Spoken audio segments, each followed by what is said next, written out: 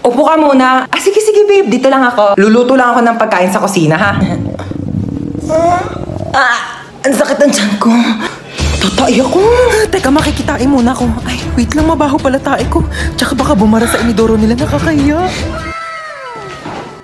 Ano to? Babe. Babe. Para saan to?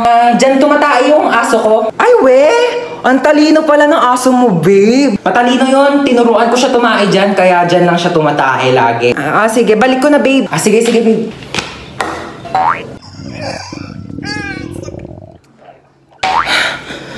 Babe, luto na yung pagkain natin. Kain na tayo. Ay, babe, ba't parang ang baho?